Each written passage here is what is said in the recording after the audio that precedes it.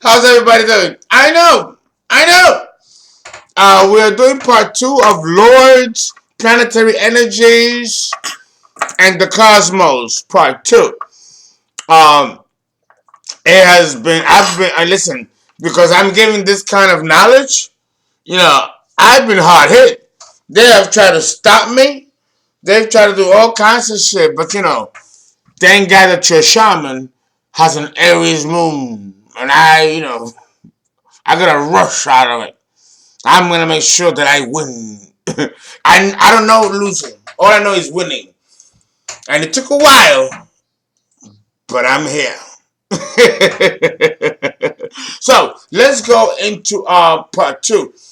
Let's discuss the lords, the planetary lords' energies. Understand that up to this point, we have been speaking about a gradual buildup of energies. A gradual buildup from one system to another system. You know, it is not a clear cut line of demarcation between black and white. Everything is enmeshed. The different planes and subplanes that I've mentioned throughout my videos don't exist separate from each other. They all interpenetrate each other. So God is closer to us by proximity than you think. God ain't outside of us somewhere far beyond where we can't reach him. He's right here in your face. You have to understand that. String theorists are correct when they tell us that life really is a question about proximity. All the levels and planes of existence, spiritually and non-spiritually, all exist in absolute beauty and harmony defined by Cardinal Libra. Now, everything is interpenetrated. Like, for example, you see this? That's one plane. And it could be two planes connecting. And they then connect with the other finger. And then they connect, and then they connect, and then they connect, and they connect. And it's an interpenetration. Okay? And oh my God, I gotta re up. Okay, I'm so happy to be back on the air. Because, the Illuminati, well, they are watching everything we do. So, understand that I was shut down for a minute. But, my Aries moon, I was designed to win. But that doesn't mean that my winning doesn't come without a price. There's always a price to pay. There's always a price. And when you're dealing with occult knowledge, occult philosophy, and the hidden, and that which is dangerous to put out into the public collective, you have to understand that the powers that be ain't going to be happy. So in many ways, I am like a whistleblower because I'm describing and exposing to you the mysteries of the universe.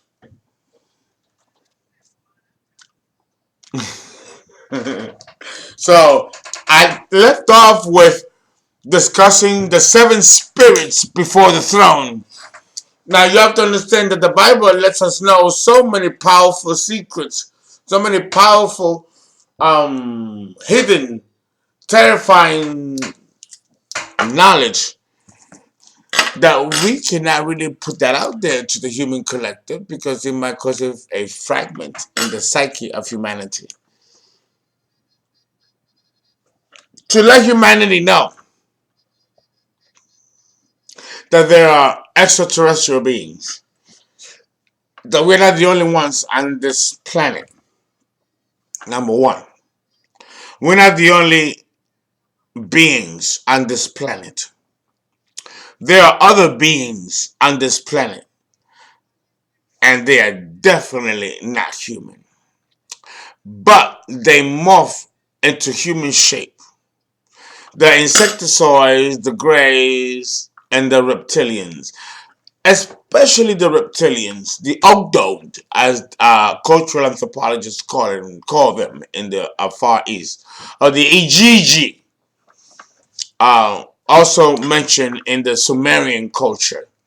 Okay, all of this is true. All of it. You know, it's funny. The Earth is like a battleground or a battlefield. Has been a battleground and a battlefield. Think of the movie Star Wars and the building gradually of the Death Star. Right? Remember, if you remember the movie Star Wars, the one that came out in 1977, and then the sequels that follow. They discussing. You gotta watch these movies. Star Wars, you know, a lot of occult truth comes out through our movies. Because the ones that write these movies and direct these movies and finance these movies are all members of the club.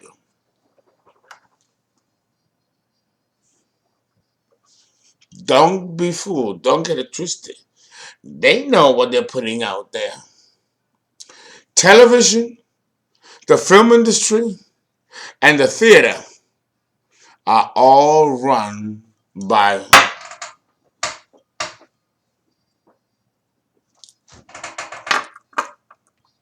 And all these movies that you see, I don't care how ridiculous or blockbuster, multi-million dollar, Oscar winning, Emmy, Obie Award, if it's theater, blah, blah, blah, blah, blah, blah, blah, blah.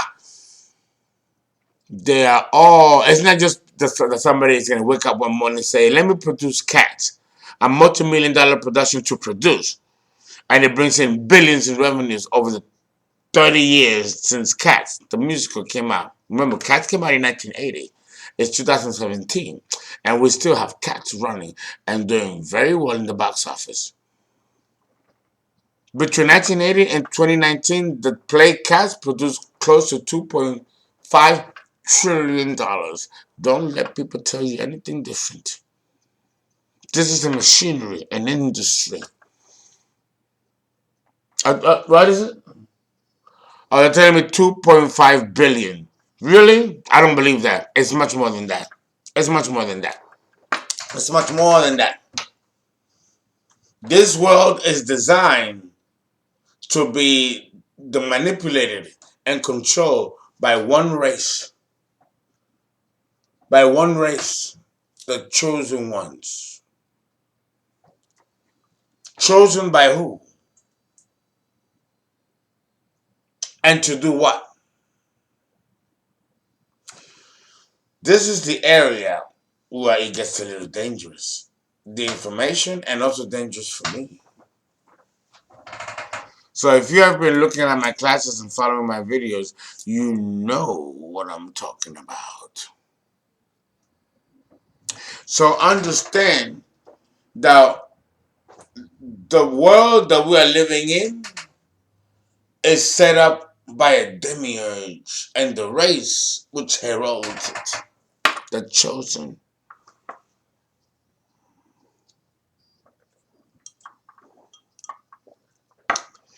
But that in itself is not the issue or the problem. It's why.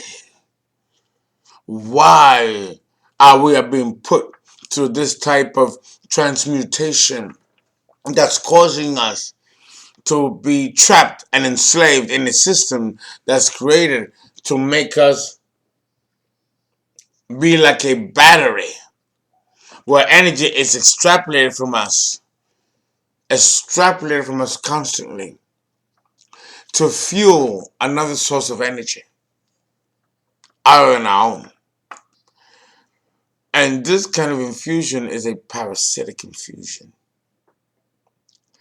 Because the reality is that we have all kinds of species living on our planet, not just human. We're just one of many species.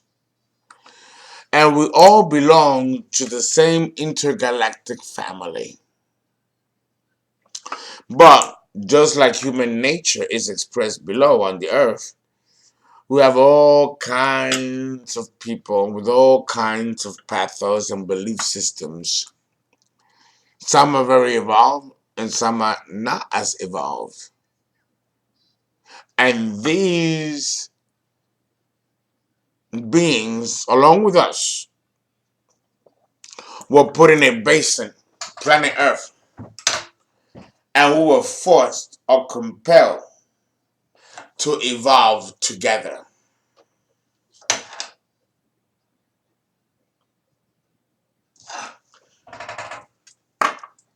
This is something that, had it been known in human consciousness, might have been, well, we don't know what it could have led. It might have led to a utopia, a nirvana, heaven on earth. But that was never explored. In the end, we succumb to greed, betrayal, power struggles and structures, and conquest. So the earth, which I believe was an experiment to bring all sorts of creations and life forms, was corrupted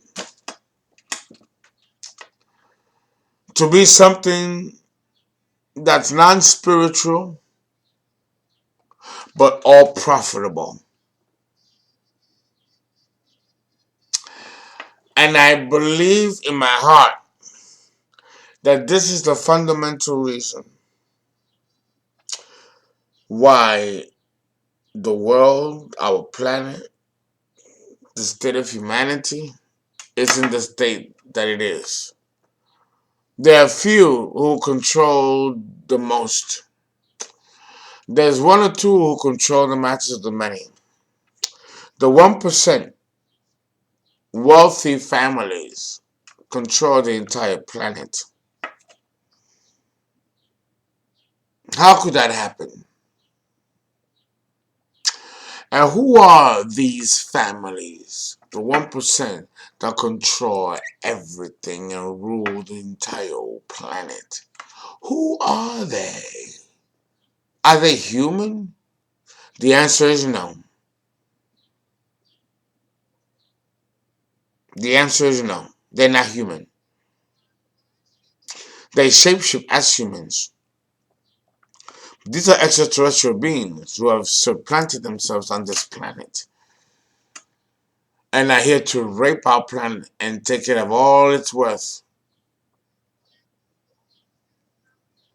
And these are definitely reptilians in nature. And I know because I have one myself. I'm a member of the club, whether or not I want to be, because a pact that my family, generational lines before me, created, which now I've inherited, whether I like it or not.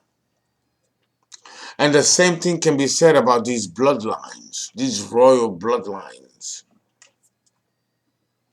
These royal bloodlines, like the Queen of England, Wales, the Duchess of Windsor, Westminster Abbey. None of these people are humans. And what I'm saying is very dangerous. Very, very dangerous, what I'm telling you. But they're not humans. I couldn't even tell you what star systems they come from. And they're posing as humans. But that might get me killed. Well, not really. Not really. But it can complicate my life. And as a high priest and a member of the club, I'm only allowed but to say so much. But let me tell you, these people are not human. They're not. And they pose as humans. And they're the ones infusing their genes into the generations and the bloodlines. Which is why these families inbreed. Which is why there's a certain perverse secrecy with the higher hidden families. Think of the Egyptian dynasties. They slept with each other. Brother and sister slept with each other. Mother and daughter, mother and son slept with each other. It wasn't because they were immoral. It was because to preserve the bloodline. This has gone on since the Paleolithic period. And it's still going on to this very day. Alive and well. So, the 7 planets, piggybacking from part 1. The 7 planets rule the 7 spirits before the throne, as is mentioned in the Bible. The 7 spirits before the throne are the 7 planets. As above, so below. I understand that the planets don't have a life essence or a life being. It's not like the planet can speak to you. It's the essence behind the planet that's important. The planets don't have life of their own. I mean, they do, but not in the sense that you and I have life. Organic. The life force of these planets is inorganic, but the essence behind these planets is real. It's non-organic. These are real beings that represent these 7 planets, which the Bible talks about the 7 spirits before the throne.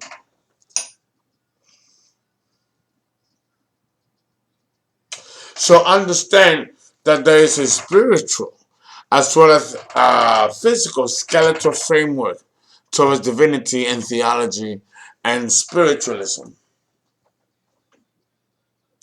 The sun, which is Apollo, right? If we go back to the Hellenistic period. Or Osiris, Horus, if we go back to the Egyptian dynasty period of the Ptolemaic period, the Ptolemaic dynasty, in which the sun was regarded as God and was Osiris, while the Greeks call him Apollo, and the Romans called him Ares, and other names. It varies between culture and culture, from culture to culture. But understand that these planets that are in our solar system are representatives, kind of like ambassadors to something else, to something beyond what we see as planets in our solar system. These planetary energies represent principles, spiritual principles, which can be disseminated into physical, mundane practices. But they're based on spiritual principles. And in the last part, I mentioned Neptune. And I discussed the mysteries of Neptune. It's a planet that came to our solar system from another solar system and is bringing principles into our solar structure, which is not made from our own pathos, if I can put it that way. The same with Uranus. Both planets have been known or thought of, even in cosmology, to have been rogue planets that have come and landed and got stuck in our gravitational wave and became part of our solar system, but were not cast off the central mass that created our particular solar system.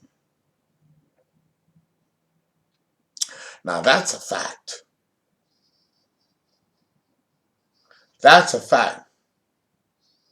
So, I broke down Neptune. Now, let us break down the other planets, and we're going to jump right in and discuss the other planets.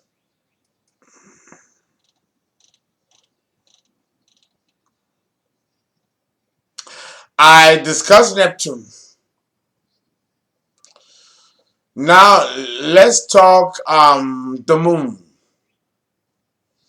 Now, the moon is fascinating because the moon is the closest body to Earth, and the orbit of the moon is that of a Sidonic movement.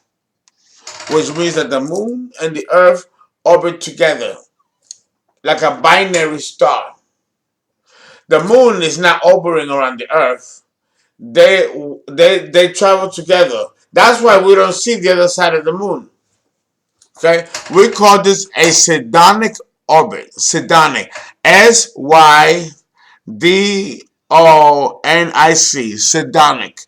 Talk to a physicist or someone in the mathematics department, and they'll tell you the moon and the earth have a Sidonic movement. They move together like in pair, which is binary in nature. So we really shouldn't consider the moon to be a satellite per se, because it really is. But it functions like Sirius A, Sirius B. It functions like a binary star, and that's the reason why the beings of Sirius A and B came to us, because they saw our solar system with a binary star, the moon and the sun, to replicate a semblance of life and the planet in which they come from. Yes, yes, yes, yes. I know it sounds crazy. It sounds crazy, but it's true. It is.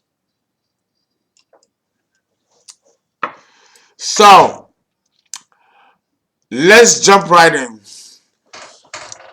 As above, so below. In order to understand the mysteries of the moon and to the mysteries of the moon, and to also understand how the moon as a God appointed essence, because all the planets have been appointed a God appointed essence. Venus is Aphrodite, right? Uranus is Aeschylus. Saturn is Cronus.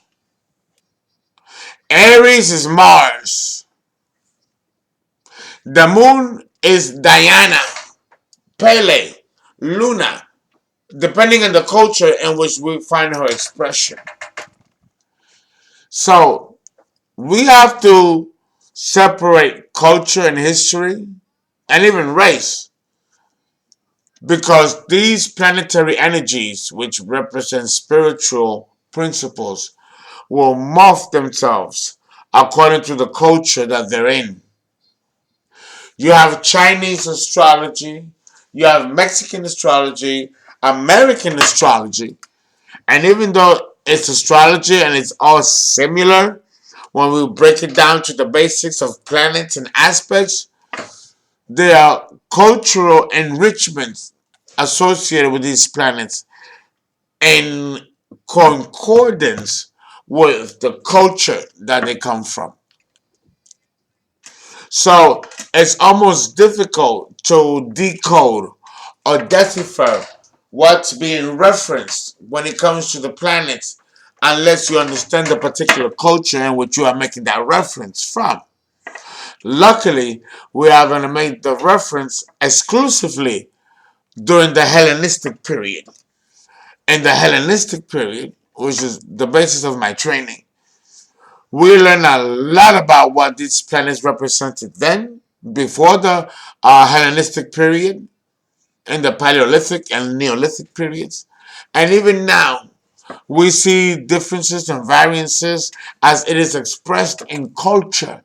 And this is the basis of cultural anthropology, is to distinguish that. But there's something beyond that which cultural anthropologists and the academic setup of cultural anthropology does not address.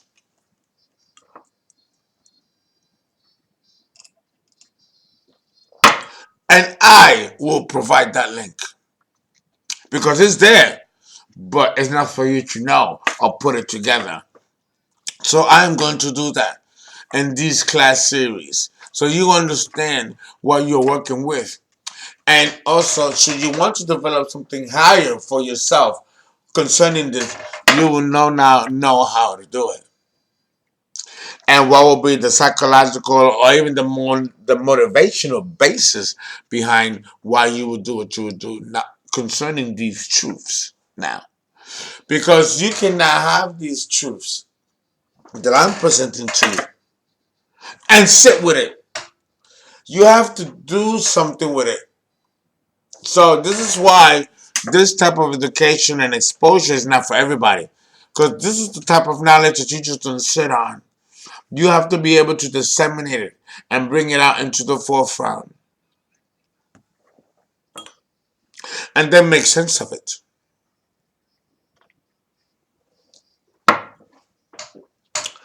And that in itself could be quite a tall order. So, the moon. There's a lot to talk about the moon. There's a lot to say about the moon.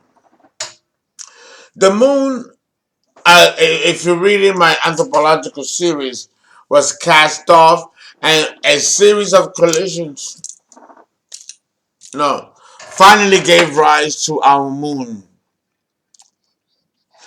And in our moon, there are extraterrestrial beings living there. There are extraterrestrial beings living in the sun and Venus. Yeah, cosmologists say that life cannot be supported in these places because, well, Venus is like hell on Earth. If you go to Venus, the planet Venus, it is volcanic, it is unstable, there's earthquakes and eruptions. Venus is horrible. For the goddess of love and beauty, if you were to get on a Cassini space probe and go to Venus, you will be horrified. It's a burning, fiery, hellish, terrifying place. You don't want to go to the planet Venus. Uranus. Uranus, which is further out in space, has all kinds of electrical storms. The clouds move like 100 miles an hour. Oh my God. There's electrical storms all over. Uranus is turning sideways. It's horrible. We don't understand the gods of that system, but they're fiery, tempestuous, and effective at what they do. When we're dealing with the moon, yes, you do have beings that live in the moon. Yes, we do. But we don't know much about them. But we do know that when we went to the moon in 1968,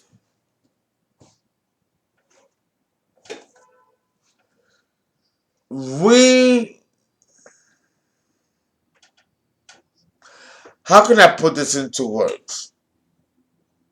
How can I put this into words? Words elude me right now. But let me just say that the moon, which has many names, Diana, Luna, which is the Roman goddess of the moon, animals and hunting, hunter-gathering,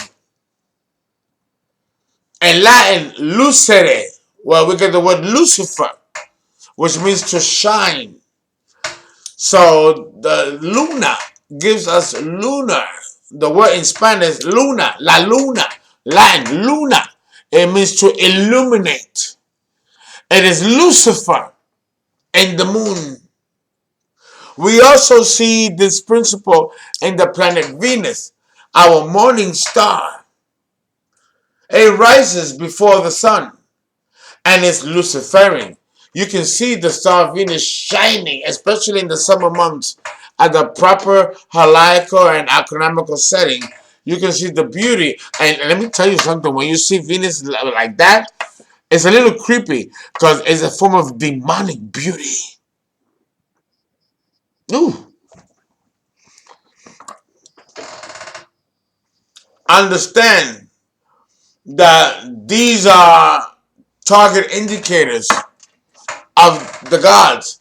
The gods are kind of smiling at us and winking at us and letting us know that they are alive and well.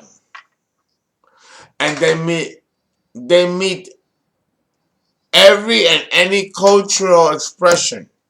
The planets never, never, never die. Even when there's a change in the heavens and the dials, and we move from one age or epoch to another one, the gods and planets follow us, and they change their names according to the mythology that brings about their birth concerning the new age. And this is not new. This happens every 2,500 years when there's a turn in the heavenly dials. The dial is turning. We're moving from Pisces to Aquarius. So down below, the expression of Aquarius will be seen through the mundane actions of the sign of Leo. Leo will be the opposite polarity in which the energy of Aquarius will come into the fore. Yes, yes, yes.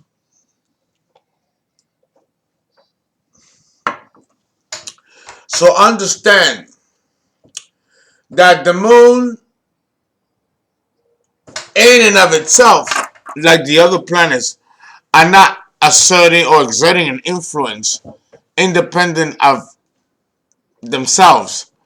Now, the planets are a symbolic representation of an archetype or an energy that transcends those of the planets. We are talking about the lords, Lord, as the lords. They're the ones, and then you have a hierarchy. They're the top. Then you have others that are below them, just as powerful and just as capable of creating or destroying as the principal gods. So, my belief is that at one point there was a form of discord among the extraterrestrial beings, the slave that they brought with them, the EGG, and then what they were planning to do with humans here on Earth. I think all of it plays a synthesis about what took place down here.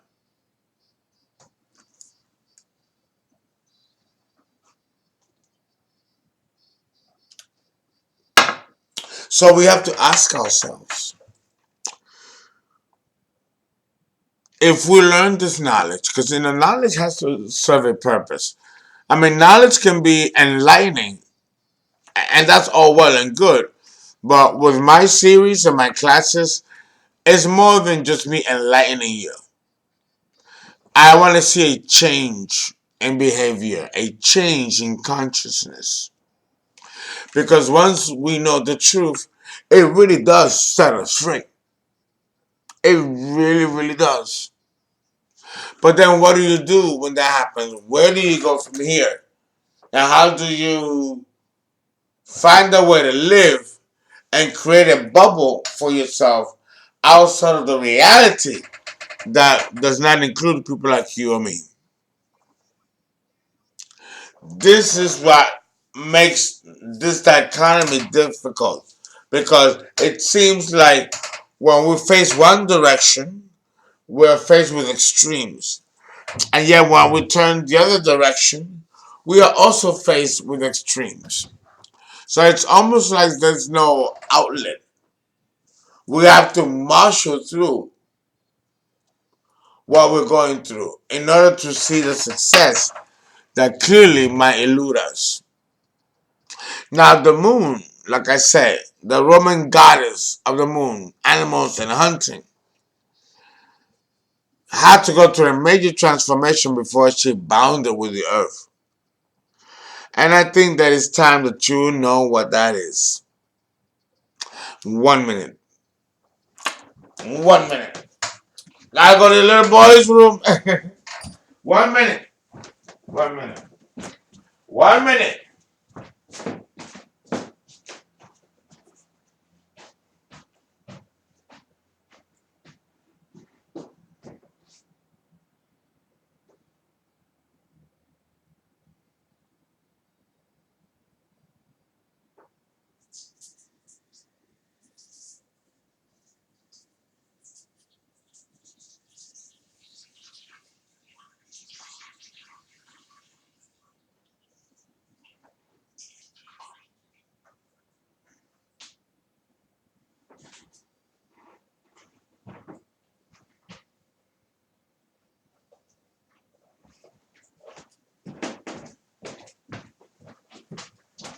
Thank you for your patience. Thank you for your patience. Okay. Understand that the gods who morph into different lesser gods, which we call the Elohim, are not just going to present their energy like, bam, here I am, and cause a shock and earthquakes and all kinds of natural disasters. These gods are not going to come here and disrupt the continuity that was put forward by higher beings. So the presence in our psyche, in our life, and even in our planet is hidden and it's subtle. Let me tell you, the moon is the abode of some very demonic and unevolved entities. All the planets have a certain level of entities that are either evolved or unevolved. The moon, yes, we have entities that live in the moon. And these entities are extremely hostile towards humans. Extremely hostile towards humans. They don't like us. We cannot go back to the moon. And this is something that was told to the United States. And now, no single space probe exhibition is allowed to go to the moon. And that's why they had to build a station around the moon. We got stations built on the moon, but not on the moon's surface. We are not allowed to be on the moon. And the extraterrestrials said that. The beings said that. They don't want us there because the motivation for us to be on the moon is to create nuclear weapons to help to destroy us, to destroy one another. But in doing that, we can destroy the planet or destroy the moon. Nothing is new under the sun. 1 second here.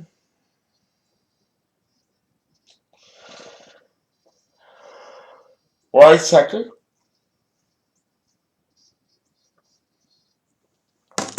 So, understand that if you want to know the mysteries of life, the mysteries of the universe, it starts with you. And how, I mean, it sounds so generic to say that, but it really does. It starts with you. For you to understand the cosmos, the universe, God, and our place in it, you need to understand yourself first. Because you are God. We were born with two germinal seeds. The God within us, and then that of the ego and personality. The ego and personality takes over and thinks that it is real, blah, blah, blah, blah, blah, while the soul stays hidden in the background. And it's not only until we renunciate and seek the spiritual that we are then forgiven. Questions behind that? No. The question, if there are questions, please direct them to me via email. Fernando Prudhomme at yahoo.com, or Fernando Prudhomme at gmail.com. And I will provide you with the insight. But let me tell you, there won't be that much of an insight to give if you don't understand. Trees have to grow up and develop so that can bring the nutrients to us and offer us the oxygen and so many other benefits that the plant kingdom awards us. This is true of all kingdoms on our planet, including the planetary energies that create the skeletal framework for that kind of foundation.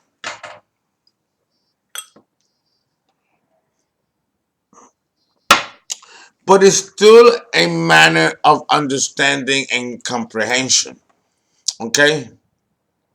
Let me tell you, the moon, there's some highly demonic beings there. Oh my God. Oh, oh, oh, oh. The moon has some horrible demonic entities in there, extremely unevolved, and they are connected to the astral world. The moon is Yeshad in the Kabbalah, in the Tree of Life, before we go into Mount Kuf. And Yeshad is the astral realm, the spiritual realm. It's a mixed bag. It's the lowest energy of the spiritual world. So anything and everything goes on there. Oh, yes. Oh, yes. So then you have to ask yourself, well, what path is better for me? What path is better for you? That's something that has to be explored.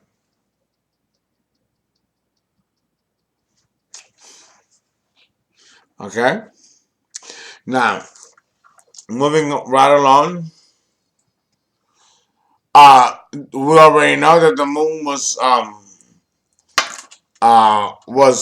caused due to a split from our Earth, and the moon now is separate. Even though there are many debates about that, though, because if that was the case, the moon should have an iron core just like we do, and the moon doesn't have an iron core. How is that possible? Since he broke away from us. Well, this can be explained by the process of sexual or asexual reproduction, which even occurs among planets. I believe that the planet did not split in half. I believe that it split a certain chunk, like binary fission.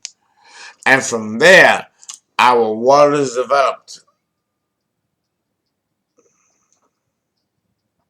I mean, it's something to think about. It's something to chew on, to bite and chew on, and postulate.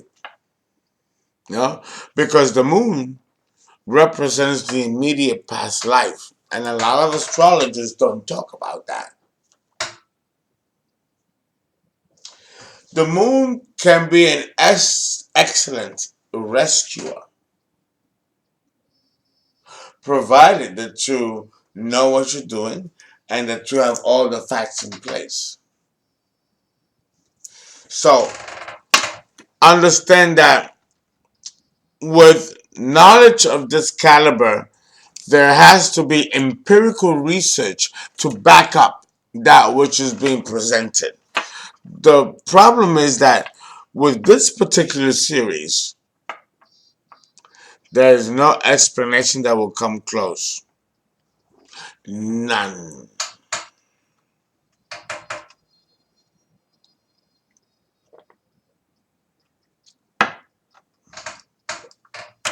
So now, moving into Pluto. Now, you have to understand,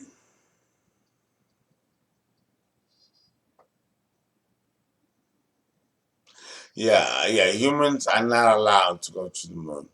It is considered to be extremely demonic, and it can actually disrupt the psyche of the individual.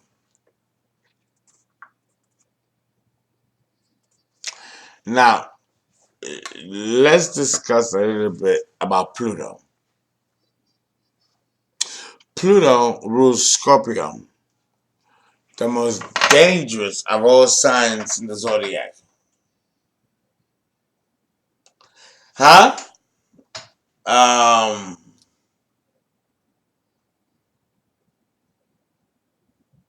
how can I put this? Well, I think the best way is that, okay, let me discuss the beings, the extraterrestrial beings that are found in the planet Pluto, because we already left the moon, right?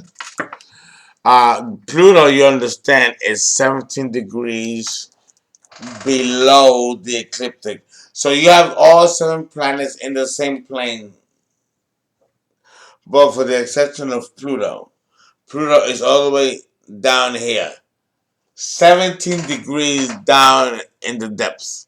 Even his degree spells to the nature of Scorpio.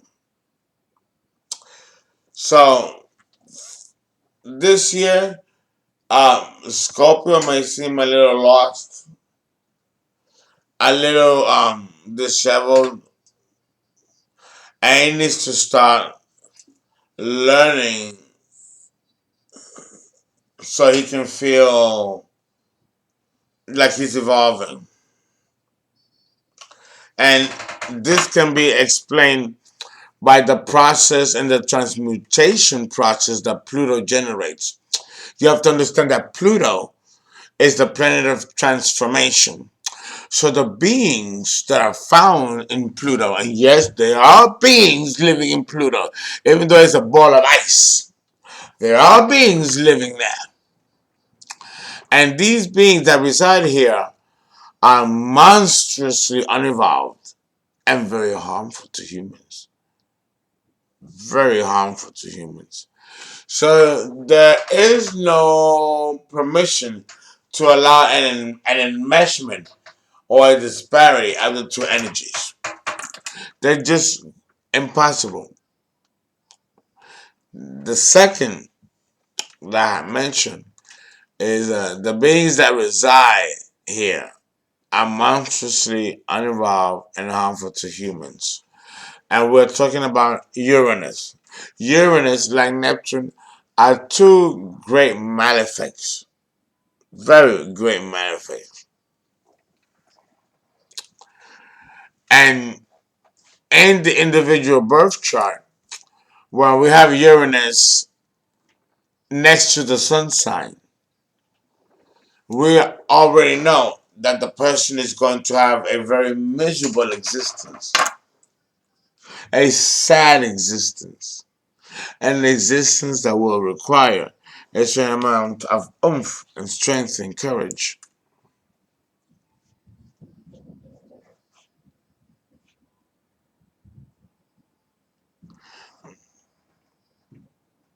You have to understand that the primordial principles of Pluto and the beings that live there are all about absolutism, all or none for all.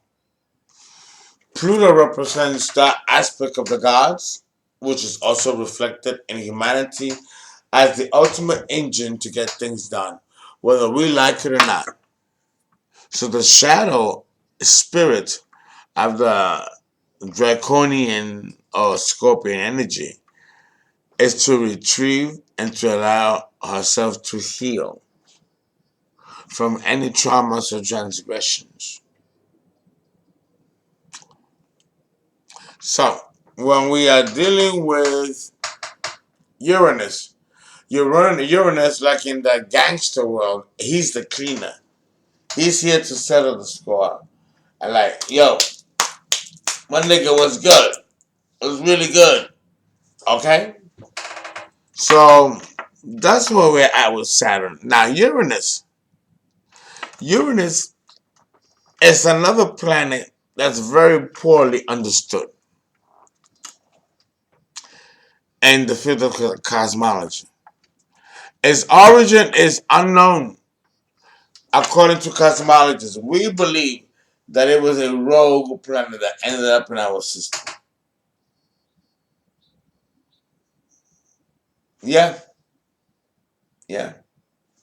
Now, having said that, um, Uranus, aside from being very poorly understood and its origin unknown, it functions very much like Neptune,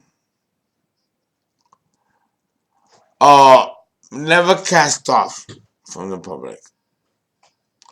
That I do say.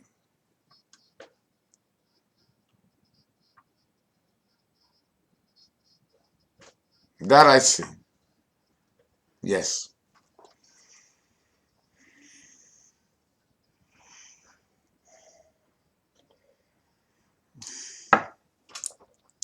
So, Uranus, a planet which is very poorly understood. Its origin is unknown. And we know it was like Neptune, never thrown out of the central mass of the sun, or what was the sun at that time. Okay? So we really don't have an answer to question the validity of Uranus. But we do know that the planet Uranus plays a very, very, very important role in the grand scheme of things. It sets the boundaries, but it also destroys them.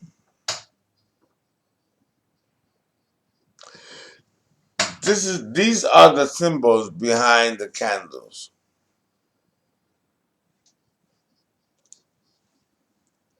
Now, the next planet, and we're gonna go back and forth. The next planet that we discuss and can talk about is the planet Saturn. And I've spoken and written immensely about Saturn. But understand that is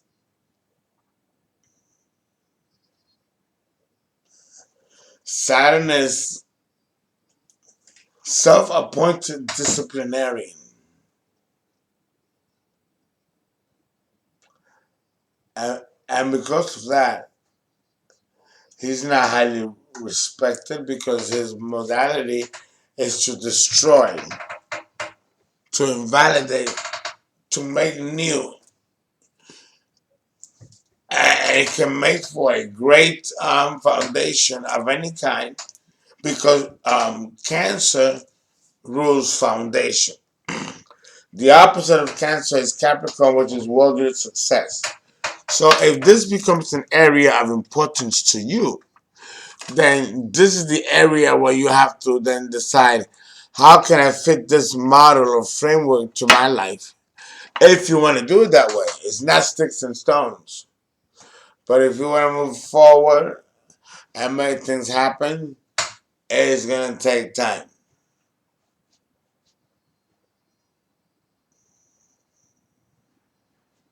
Yeah.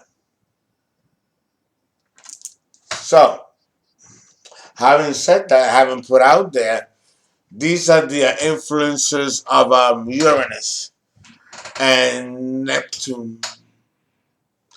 The tough, the tough.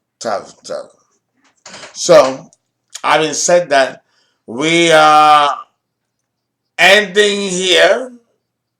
No, we still have a few more minutes. It's amazing how the time just flies by, right?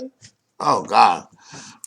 Let's jump into. Well, first, let me say something about the planet Saturn. And again, this is such a fucking disappointment from the church because the church knows this. Saturn used to be a star. It was once a burning star, and it gave light and illumination to early Earth. But this is stuff that people won't talk to you about. Yeah, yeah.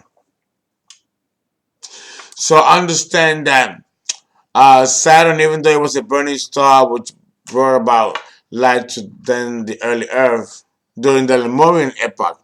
In the Lemurian epoch, Saturn was not a planet; it was a star.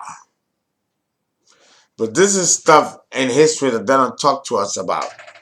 There is an evolutionary path with the planets and the signs in our own solar system, which parallels our existence.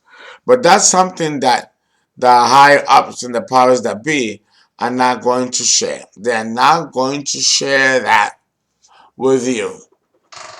It's too much power given to you. And they don't want you to have this power. Because if you do, you're going to surpass any obstacle, any opposition is going to give you a fortitude of strength, and they don't want you to discuss, to encourage that. They don't want humanity to encourage um, harmony and peace. So we are going to make a video about that and expose the ills that are happening in our community. And this will be my forte to do this, you know? So, having said that in great spirit, I will bid you farewell since we are done with part two. I need you to, I'm going to continue, of course, with the next part and go on with the rest of the planets. But I need you to provide me feedback. Let me know how you feel about the information. And if there's anything that's doubting, I'll be more than happy to put that on YouTube for you. Again, thank you. And I hope I can do as many videos before I go back as possible. Okay, so now I bid you farewell.